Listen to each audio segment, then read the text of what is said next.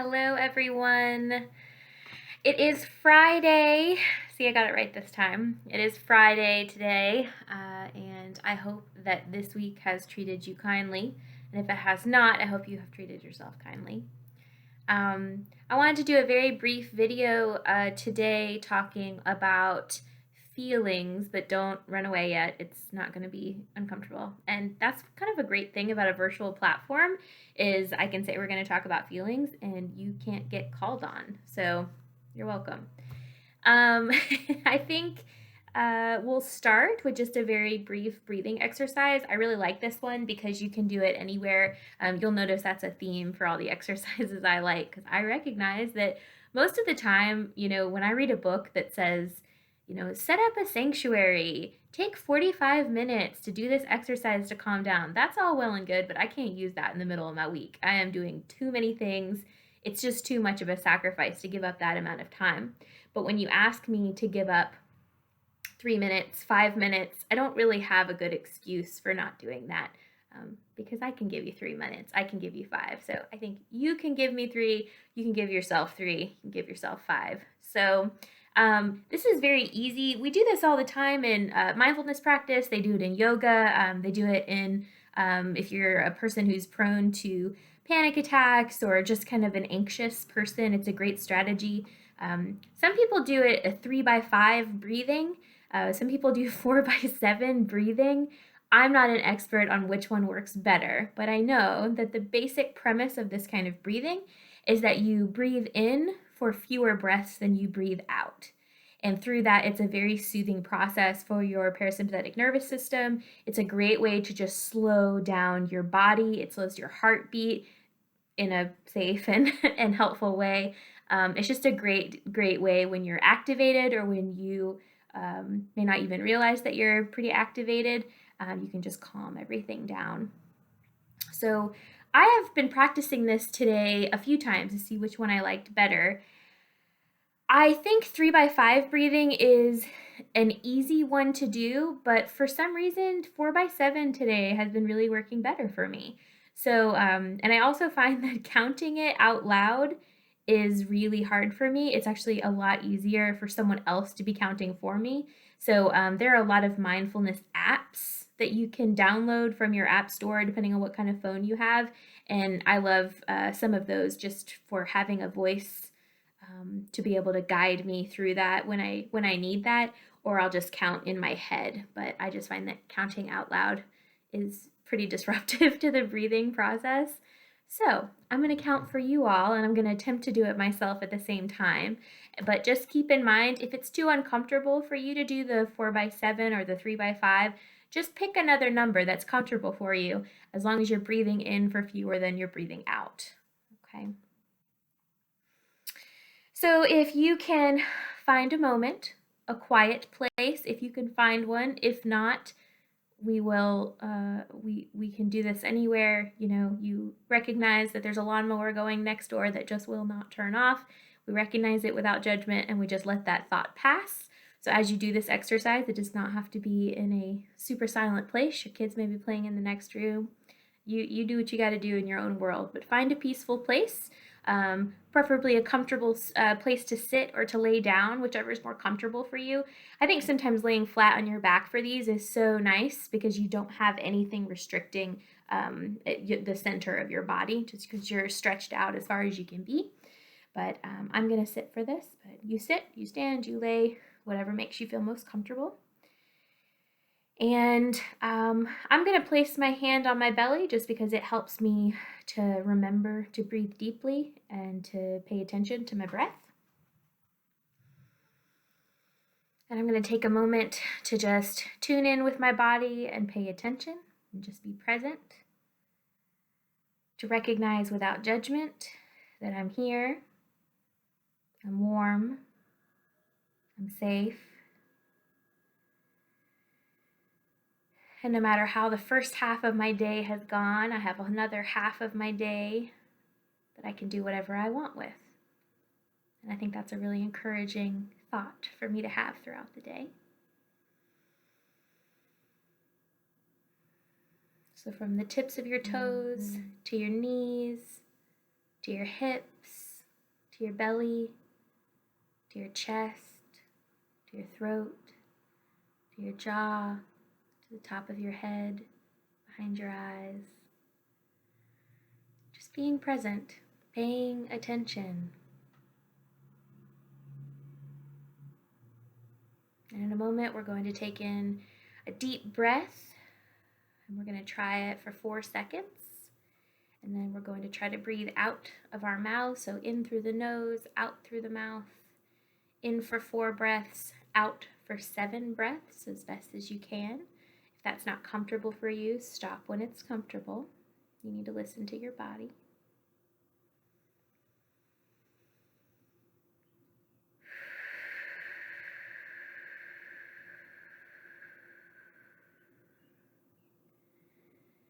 So in, 2, 3, 4, out, 2, 3, 4, 5, 6, 7.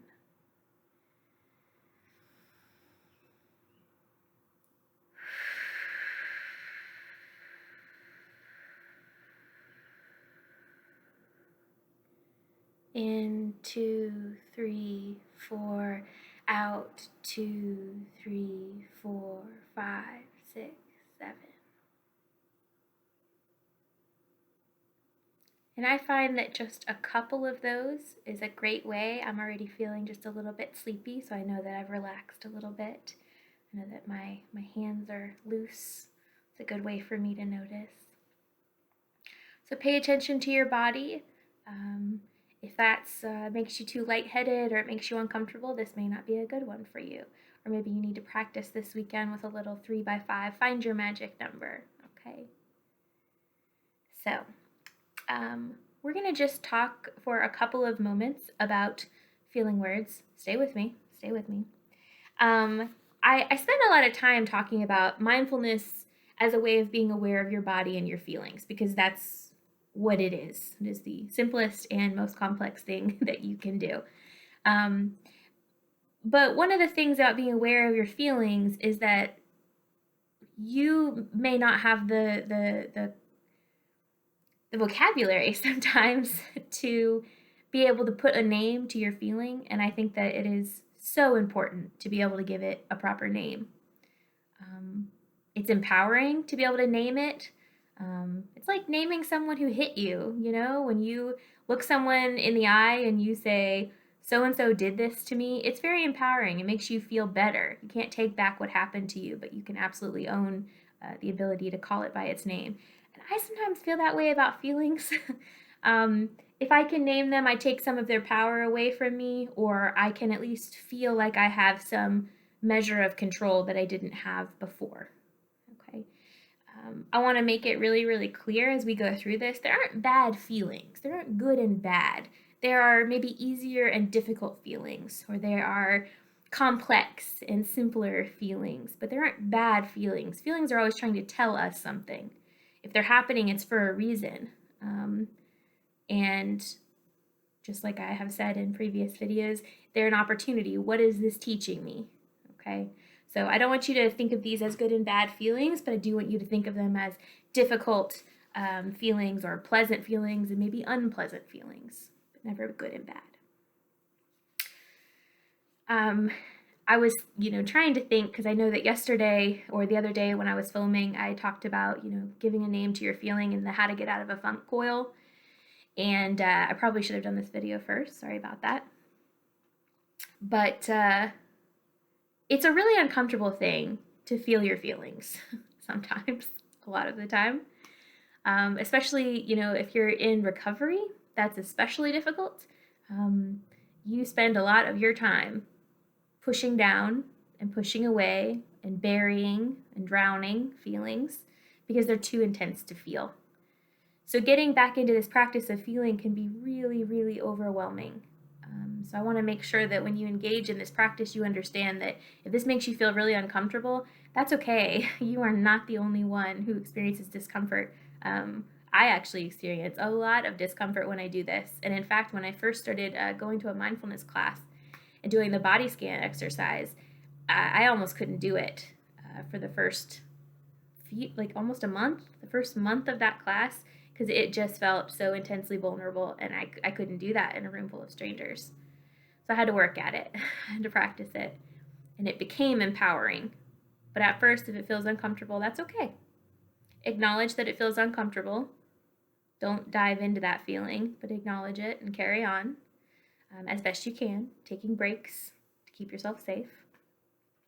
One of my very, very good friends, she said to me what I'm about to tell you, and also my mindfulness teacher said this to me. A lot of yoga teachers I've heard say this to me. It's one of those statements that just kind of the universe keeps sending my way. So I'm going to give it to all of you, and maybe it'll help you as much as it has helped me. I was feeling some really intense feelings, and they weren't necessarily pleasant. Something really unpleasant was going on to me, and she said to me, she had been in yoga that day, and they had said this to her, so she passed it to me. She said, "Can you take this as an opportunity to find a little space, to be comfortable in the discomfort? Can you take this as an opportunity to find a little space, to be comfortable in the discomfort?" And I sometimes say that to myself now when I'm feeling an unpleasant feeling. Can I find a little space to be comfortable in this feeling, to not push away, to not push down, to not try to eat my way out of it or drug my way out of it or drink my way out of it? That's not the way. The only way out is through. So you got to feel it. So I want to talk a little bit about naming it. Since you have to feel it, you might as well name it. I want you to think for a minute how many times a day someone, when we could go out into the world and people could ask you how you were doing, how many times a day someone says, "How are you doing?" And you say, I'm fine. Fine. Fine or good. One of the reasons we say that all the time is because it's kind of a social contract. You say fine because if you said, "Well, honestly, I've just got a lot of stuff going on, and, I'm glad you asked. See, I have this thing." If you started a conversation like that with a stranger on the street, they would give you one of those, like, I didn't really want to know. Then they'd probably run away from you because they probably don't want to know a lot of the time. And that's really unfortunate, but we can't take on everyone's stuff, and we don't always have the time. We're just trying to be polite. So it's not even a real question a lot of the time. But then you have people that genuinely do want to know how you're doing, but because you're so used to just saying, "I'm fine, I'm good," you'll just say that, even though you're really not fine and you're really not good. So paying attention to being on autopilot is pretty important for naming your feelings. That's kind of lesson number 2. Be okay with the discomfort. Expect it, acknowledge it, don't dive into it, let it pass. Getting out of autopilot, and then really, really examining it for what it is. Not necessarily where it's coming from, the source of it. If every time you're depressed, you dig down into the trauma that you're feeling by yourself, that's a pretty triggering way to deal with an emotion, and it can be dangerous for you. It can certainly not feel safe. And so I would never encourage you to do that. But instead of focusing on the source, just try to find its name. So I looked up very briefly just feeling words. If you've ever been in therapy, or you've ever been in a proper group, feeling words are not an uncommon thing to go over. I did a simple search of some of the tools, the websites that I like for tools, and I found over 81 words a piece for pleasant and unpleasant. And I thought, oh my God, 80 options, and we all just say fine. 80 options. It's like if we wore the same outfit every day, it'd be terrible. So I wrote down some just in the briefest browse of feeling words, and it got me so inspired because I just saw this opportunity to be specific and to really think about what these feelings feel.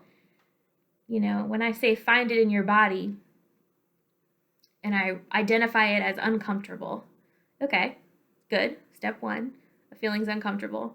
But what is it really?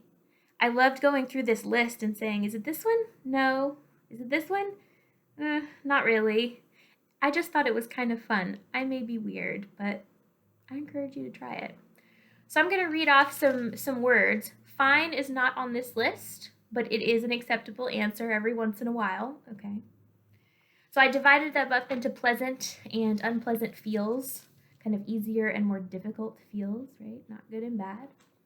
So on the pleasant feelings list, these are some of your options. Amazed, receptive, kind, easy, frisky, impulsive, peaceful, optimistic, hearty, loved, hopeful, secure, affectionate, serene, liberated, lucky, accepting, thankful, happy, delighted, satisfied, glad, merry, playful, reassured, bold, nosy, intrigued, and curious. These are all the ones that I wrote down. This took me about a minute. I went through really quickly and scrawled them all down just to see. But I kind of love it because, I started thinking, what do I feel like when I feel playful? What do I notice myself doing? Delighted. Have I been delighted lately? What does that feel like? Easy. I loved that one. I thought I felt easy recently and what that felt like. So those were some of our more pleasant, easier feels to feel. And these are some of the more difficult and unpleasant feelings that we feel. Angry, lousy, upset, vulnerable, despicable, uneasy, cross, neutral, doubtful, dismayed, aggressive, fearful, frustrated, fatigued, pained, grieved, tense, useless, lost, unsure, indignant, weary, alienated, dull, aching, unhappy, lonely, restless, empty, tense, distrustful. It's all those words. None of these being bad, but certainly being more specific than I feel bad today. Okay, so you feel bad. How can we be more specific with that bad? Where is it in your body? What does it feel like? Is that bad more like empty, useless? I think I felt a little bad yesterday, and if I had been more specific, I felt a little useless yesterday. If I feel sad, what kind of sad is it? Do I feel sad, or do I just feel, am I afraid? Am I lonely today? I like that there are options. And like I said, it can be really empowering to give it a real name. So I encourage you to go through, these lists of feeling words. You can, if you just type in feeling words in any browser that you have, you'll get tons and tons of lists. I think mine just came from psychpage.com, just because they had a really great listing by category. So I could see, hurt words, sad words, afraid words in different words, each broken down into more specific words.